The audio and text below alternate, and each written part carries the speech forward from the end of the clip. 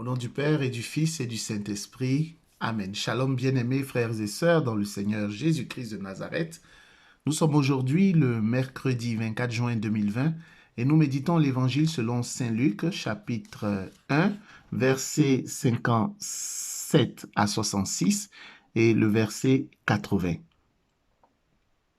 Je suis Edgar Cyril Assois et par mon baptême, j'ai été envoyé proclamer la bonne nouvelle du salut en Jésus-Christ. À vous, grâce et paix de la part de Dieu notre Père et de notre Seigneur Jésus-Christ qui nous a arrachés par sa mort et sa résurrection de ce monde des ténèbres. À lui soit la gloire pour les siècles des siècles. Amen. L'évangile de ce jour traite de la naissance et de la circoncision de Jean le Baptiste. La circoncision arrivait 8 jours après la naissance. Et c'est également ce jour-là que on nommait l'enfant dans la coutume juive. L'enfant recevait son nom. Mais la circoncision, qu'est-ce que c'est? Dans l'Ancien Testament, c'est un signe d'alliance. C'est le signe extérieur. Un signe, c'est quelque chose qui est visible, comme un sacrement.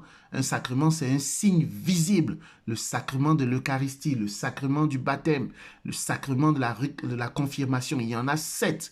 Le sacrement de l'ordre, le sacrement des malades, le sacrement du mariage. C'est un signe visible de l'alliance avec Dieu. Lorsque moi, en tant qu'époux, je porte mon alliance sur ma main gauche, c'est un signe visible. Mais bien aimés frères et sœurs, la bonne nouvelle de ce jour, c'est que la circoncision dans le Nouveau Testament n'a plus rien à voir avec ce qui est extérieur. Vous le savez bien, la circoncision, c'est le fait, c'est l'ablation du prépuce chez l'homme. C'est l'excision du prépuce, je suis d'accord. Mais dans le Nouveau Testament, les apôtres, surtout Paul, ont expliqué que ce n'était plus nécessaire que les nouveaux chrétiens, les nouveaux convertis procèdent à la circoncision. Parce qu'en réalité, cette circoncision de l'Ancien Testament, cette circoncision extérieure, était le signe visible de la présence de Dieu. Mais dans le Nouveau Testament, on va plus loin. Le Seigneur nous invite à un dépassement. Tu es invité à une circoncision intérieure. Oui, circoncisez vos cœurs. C'est ton cœur qu'il faut circoncire. Et là, c'est intérieur, ce n'est pas visible. Lorsque la circoncision intérieure, la circoncision de ton cœur est manifeste ou est réalisée, je dirais que extérieurement, ça se voit. Le mal qui est dans nos cœurs, c'est ce mal qu'il faut exorciser. La jalousie, la haine, la discorde, toutes les racines du mal, la débauche, toute forme de déviation, le mensonge, le mal, le péché. C'est de ce péché-là qu'il faut nous circoncire, parce que ce péché nous colle à la peau. Ce péché ne veut pas nous laisser. Le vieil homme, là, c'est ce vieil homme qu'il faut circoncire.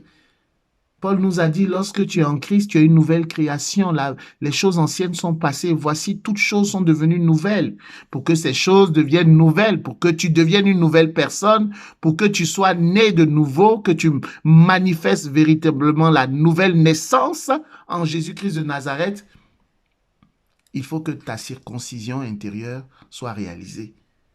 Il faut couper. Il faut que ta vie soit émondée. Et ça, tu ne réussis pas à le faire par tes propres forces. Oui, tu as besoin de faire des efforts, mais je le dis toujours avec la grâce du Saint-Esprit. Le Saint-Esprit doit féconder tes efforts et ensuite le résultat sera visible. La circoncision du cœur.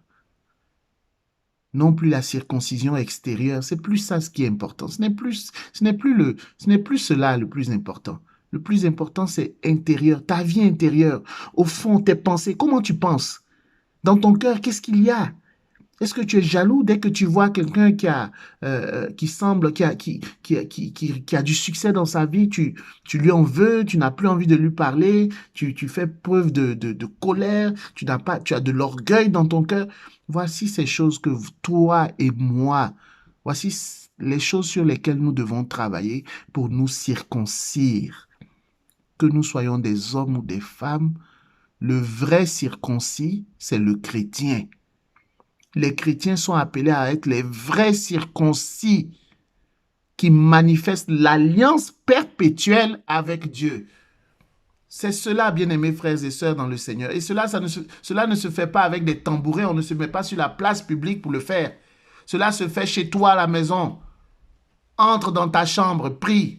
Ton Père qui est dans le secret, il voit ce que tu es en train de faire. Cela se fait dans la discrétion, dans l'intimité de ton cœur, dans l'intimité de ta relation avec l'Éternel, le Dieu Tout-Puissant, Créateur du ciel et de la terre.